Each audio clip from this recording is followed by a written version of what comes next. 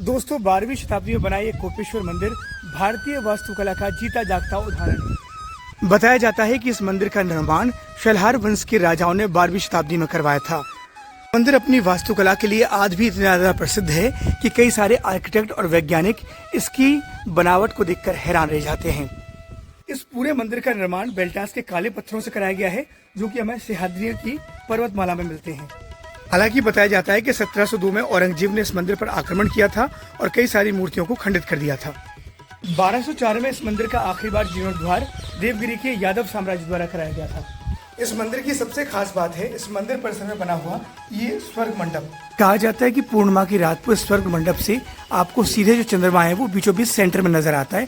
पौराणिक कथाओं की माने तो माता सती के प्राण त्यागने के बाद शंकर भगवान क्रोधित हो गए और विष्णु भगवान ने उन्हें यहीं लाकर शांत किया था। इसीलिए मंदिर में 2 शिवलिंग हैं, एक भगवान शंकर और दूसरा भगवान विष्णु को समर्पित है। नमस्कार दोस्तों, आज है मेरी साइकिल यात्रा का 127वां दिन और आज मैं आपको एक ऐसे मंदिर के बारे में बताने जा रहा हूँ जिसका रहस्य आज तक अनसुलझा है। सो दोस्तों, फाइनली ये देखिए कृष्णा रिवर है और हम पहुँच चुके हैं कोपेश्वर मंदिर।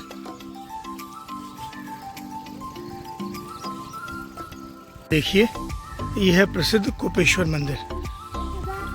सो दोस्तों, खिद्रापुर गांव में ये मंदिर बना हुआ है। आप देखिए ये पूरा गांव है बाहर की तरफ और गांव से जुड़े हुए ये इस मंदिर का मेन गेट है। दोस्तों आगे आप इस ब्लॉग को पूरा ध्यान से देखें, इसलिए मैं आपको बता दूं कि जब सती माता ने अपने प्राण त्यागे और भगवान शंकर जब क्रोधित हो गए तो भगवान शंकर का क्रोध शांत करने के लिए विष्णु भगवान उन्हें इसी जगह लेके आए थे। इसीलिए इस मंदिर का नाम है कोपेश्वर महादेव, यानी भगवान शिव जो है वो क्रोध रूप में यहाँ पर थे, यहीं पर उनका क्रोध शांत हुआ था। सो ये इस मंदिर का एक पौराणिक पहलू है दोस्तों। इसके अलावा अगर हम बात करें तो ये अपने इंफ्रास्ट्रक्चर के मामले में, यानी जो ये पूरी कारीगरी है, जो कंस्ट्रक्शन है, उसके लिए वर्ल्ड फेमस है। दोस्तों हमारा देश भारत वास्तुकला का एक जीता जागता उदाहरण है और इसी का ये पहलू है ये महाराष्ट्र के कोल्हापुर में बना ये मंदिर जिसे हम कहते हैं कोपेश्वर महादेव। ये देखिए दोस्तों, पूरा पत्थरों से तराशा गया है ये मंदिर और इस पूरे मंदिर को इन खम्भों पर उकेरे गए हैं। ये देखिए आप, ये देखिए पूरे खम्भे बनाए गए हैं और ये खम्भे की आप इसकी वास्तुकला देखिए। इन खम्भों पर आपको देवी देवताओं के चिन्ह नजर आएंगे पूरे में। वहां ऊपर देखिए,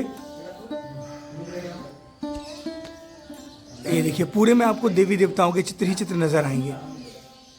खास बात यह है कि ये संरचनाएं बड़े बड़े वैज्ञानिकों को और आर्किटेक्ट को ये सोचने पर मजबूरी कर देती हैं कि जब बड़ी बड़ी मशीनें नहीं थी, किसी मशीनों के आविष्कार नहीं हुए थे, तब हिंदुस्तान ऐसे निर्माण कर रहा था जो कि अपने आप में न सिर्फ काबिल तारीफ बल्कि पूरी दुनिया के लिए एक अबूझ पहेली है।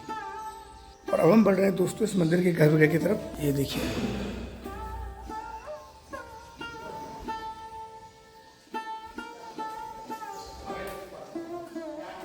और ये महादेव मंदिर।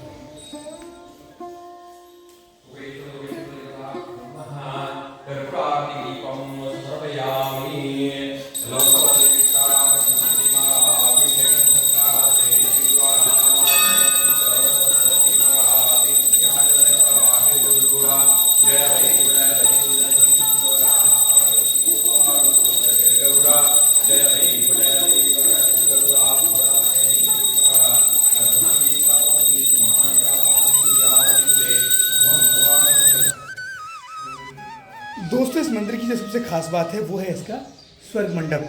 आप जो देख पा रहे हैं इस मंदिर की जो छत है वो पूरी तरीके से खुली हुई है ऊपर से। ऐसा कहा जाता है कि पूर्णमासी की रात में ये जो चांद होता है वो पूरा यहाँ दिखता है बिल्कुल सेंटर में। और कहा जाता है कि जो चंद्रमा होता है वो पूर्णमासी की रात में इसके बिल्कुल सेंटर में दिखता है। और रात के वक्त जब आप यहाँ से तारे देखते हैं या जब धूप की किरणें आती हैं और जब सीधा जब भगवान शिव का अभिषेक करती हैं तो ये स्वर्ग मंडप देखने लायक होता है। मंदिर के निर्माण को लेकर बताया जाता है कि इस मंदिर का निर्माण 1109 से 1178 यानी 12वीं शताब्दी में शलहार वंश के राजा गंधरादित्य द्वारा बनवाया गया था। हालांकि इसको लेकर भी एक कंट्राडिक्शन है। कुछ लोग कहते हैं कि इसका निर्माण जो है वो चालुक्य वंश के राजाओं ने कराया था, जिसमें कहा जाता है कि 7वीं सदी में बादामी चालुक्य और 9वीं सदी में कल्याणी चालुक्य द्वारा इस मंदिर का निर्माण कराया गया। अगर इस मंदिर के संपूर्ण इतिहास की बात करें तो वो कोई अबूझ पहेली नहीं है, बल्कि इस मंदिर की सारी जानकारी यहाँ लिखे शिलालेखों द्वारा मिल जाती है। इस मंदिर के निर्माण की बात से करीब इसमें 12 ऐसे शिलालेख थे, लेकिन अब जो है ज़्यादातर शिलालेख क्षतिग्रस्त हो गए हैं और 3 शिलालेख ही हमें मिलते हैं जिन पर जो है कन्नड़ और संस्कृत यानी कि देवनागरी भाषा में जानकारी दी गई है। और दोस्तों, इसी संस्कृत भाषा में लिखी गई जानकारी के मुताबिक हमें ये पता चलता है कि इस मंदिर का जो आखिरी बार जीर्णोद्धार कराया गया था वो 1204 में देवागिरी के यादवों द्वारा कराया था, यानी जो यादव साम्राज्य था उन्होंने इस मंदिर का जीर्णोद्धार कराया था और तब से ही ये मंदिर इस तरीके से खूबसूरती से बना हुआ है। इस मंदिर की वास्तुकला, जहां साल के सबसे खास दिन चंद्रमा बिल्कुल केंद्र बिंदु में आता है, सभी को हैरान करती है। ये मंदिर आपको जो शिव जी का और विष्णु जी का मंदिर है, 6th सेंचुरी में का मंदिर आपको दिख जाएगा। ये मंदिर जो आपको इंटरलॉक सिस्टम का मंदिर है। जो महाराष्ट्र जो होता है ना, महाराष्ट्र की एंडिंग आपको खिद्रापुर का गाँव आपको दिख जाएगा। मंदिर की एक ऐसी खासियत है, इस मंदिर में आपको शिव जी और विष्णु जी का मंदिर आपको दिख जाएगा। मंदिर आपको एक ऐसी खासियत की सबसे बड़ा मंदिर है, इसे स्वर्ग मंडप बोलते हैं। उसके बाद में सभा मंडप, अंतरा और गावर आपको दिख जाएगा।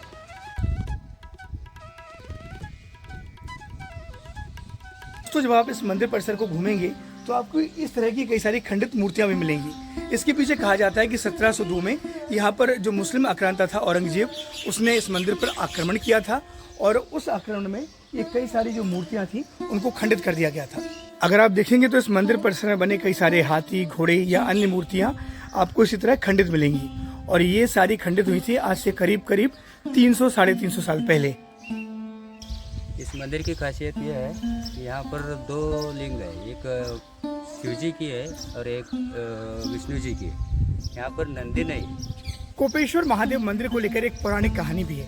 दरअसल कहा जाता है कि जब सती माता ने अग्निकुंड में कूदकर अपने प्राण त्याग दिए तो उसके बाद भगवान शंकर क्रोधित हो गए और उनके क्रोध को शांत करने के लिए ही भगवान विष्णु उन्हें इसी जगह लेकर आए थे जहाँ पर इस मंदिर का निर्माण कराया गया। इसीलिए आप इस मंदिर में देखेंगे तो 2 शिवलिंग हैं। एक जो शिवलिंग है वो भगवान शंकर को समर्पित है और दूसरा शिवलिंग भगवान विष्णु को। ऐसा कहा जाता है कि इसी जगह पर आकर भगवान शंकर जी का क्रोध शांत हुआ, इसीलिए इस मंदिर का नाम है कोपेश्वर महादेव, यानी भगवान क्रोध में रहते हैं, लेकिन उसी क्षण जब भक्त उनके दर्शन करते हैं, उनसे आशीर्वाद लेते हैं तो वो खुश होकर उन्हें आशीर्वाद देते हैं और खुश हो जाते हैं। सो ये देखिए दोस्तों, इस मंदिर में 2 शिवलिंग हैं। एक भगवान शंकर जी को समर्पित है, इसमें नाग देवता हैं, और जो बगल वाला शिवलिंग है काले श्यामल रंग में, ये भगवान विष्णु जी को समर्पित है। और ख़ास बात ये है कि इस मंदिर में जो है वो नंदी नहीं है। और दोस्तों, ये जो मंदिर है वो बिल्कुल महाराष्ट्र और कर्नाटक का बॉर्डर पे है, यानी आप जो इधर देख रहे हैं मंदिर, ये महाराष्ट्र में है और ठीक इसके सामने कृष्णा नदी है। मैं आपको दिखाता हूँ, क्या आप देखेंगे वो देखिए सामने आपको कृष्णा नदी नज़र आ रही है और कृष्णा नदी के उस पार जो आपको खेत नज़र आ रहे हैं वो कर्नाटक है। सो काफ़ी यहाँ पर लोग मराठी और कन्नड़ दोनों भाषाओं में बात करते हैं और काफ़ी फ्रेंडली माहौल रहता है। तो चलिए आपको इस पवित्र कृष्णा नदी के दर्शन करा देता हूँ।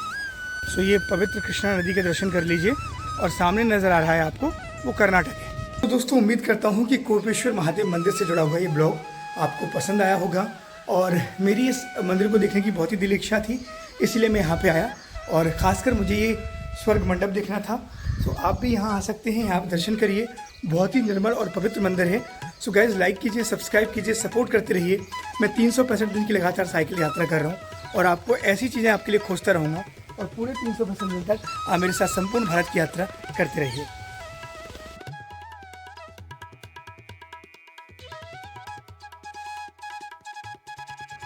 सो दोस्तों, यहाँ कर दिया है छोटी नंदी को पार्क, भैया के पास ब्रेकफास्ट कर लिया है और ये सभी ग्रामीण काफ़ी हेल्पफुल हैं और काफ़ी अच्छे लोग हैं। खिद्रापुर गांव है ये। हेलो काका।